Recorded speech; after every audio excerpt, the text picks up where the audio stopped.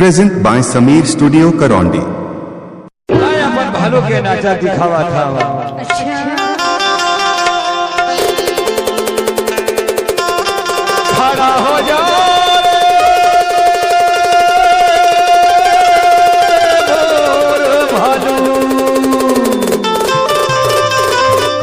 DJ Sameer छोटे किसानी लेके दूरा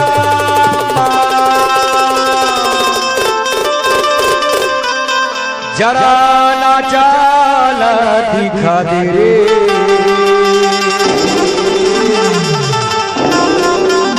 छोटे किसान के दूरा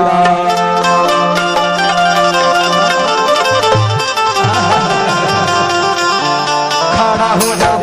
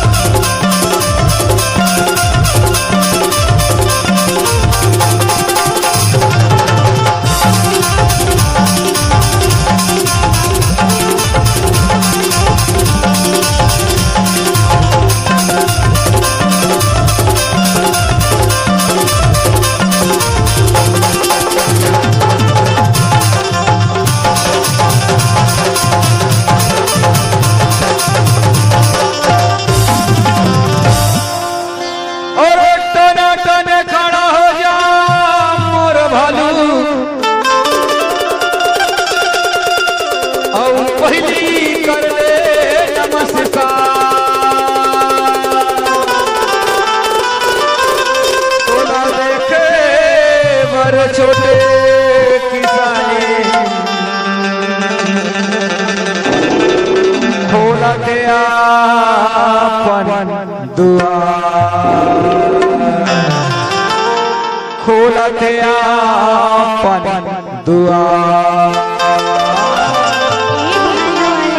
काय मोर छोटे किसानी तोर भालो से मोर घर गुरिया के दूरा न धरवा भगवान के होगा। अरे बनज बात तक के मोर छोटे किसानी बनज बात तक के अच्छा पाटो भालो उठना बा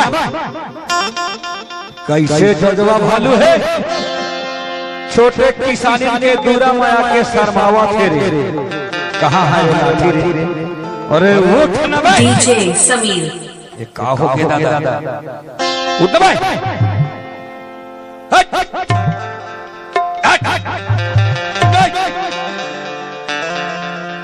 ये भालू लगता हो गया।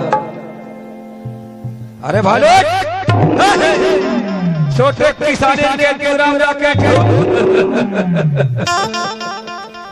नीचे से ऊपर से आगे से पीछे से अगल से बगल थू और बैरी दुश्मन के ऊपर में जाके थू कैसे वो छोटे किसानी बने लागी सो एक रखला कहा अपन पूरा ला बने खोल रही है ना खड़ा हो जा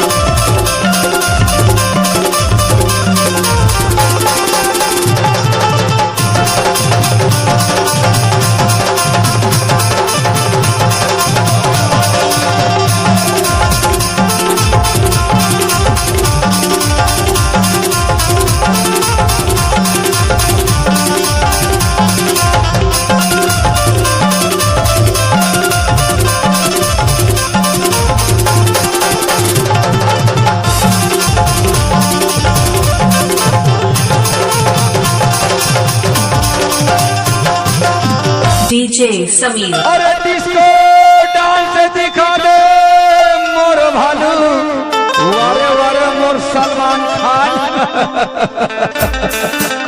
देखैया बजावत है ताली,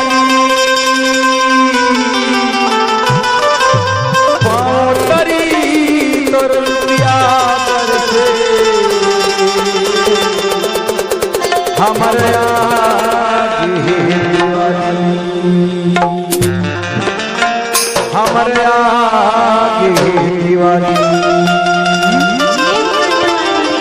काय मोर छोटे किसानी तोर भालू की का नाम हैगा? मोर भालू के नाम ला पूछा पार्टी। मोर भालू के नाम है समारू, पीता है साला बहुत दारू, एकर ससुराल है अमानू, खाता है पहाड़ी आलू, तब कहता है काला भालू। खाना हो जाता भालू।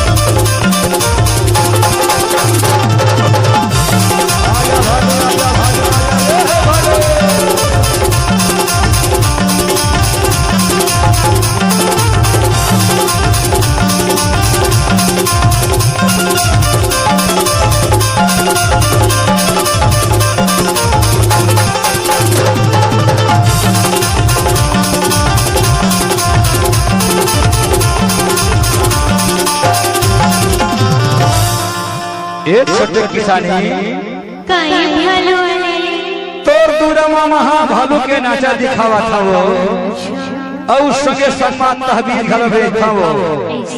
ले लेना मौत तहबीज लाओ, दे देना दाम। कोनो कोई दुश्मन के नजारे में नहीं लगेगा। ले लेना मौत तहबीज ला। अरे हाथ ऊंचा कर मोर भैया हो, मोर तहबीज ला। झोंके बंदर के हड्डी डाले हूँ,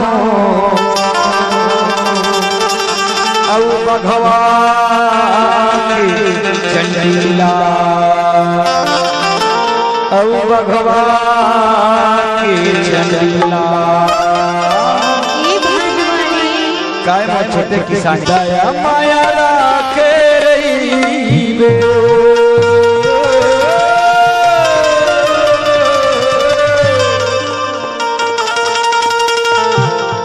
सुर ताला राखे रही बे, जन बोला बेरो।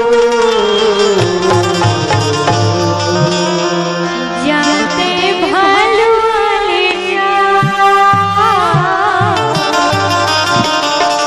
कभू कभू फिर आवेला।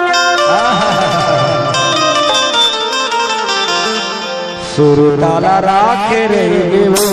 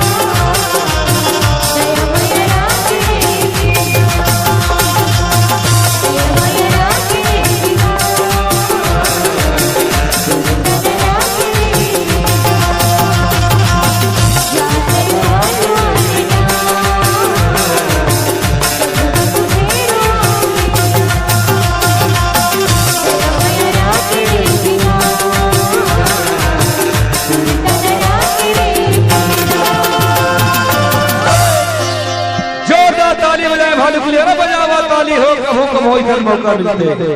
बहुत बहुत धन्यवाद। डीजे समीर आपका हार्दिक स्वागत करता है।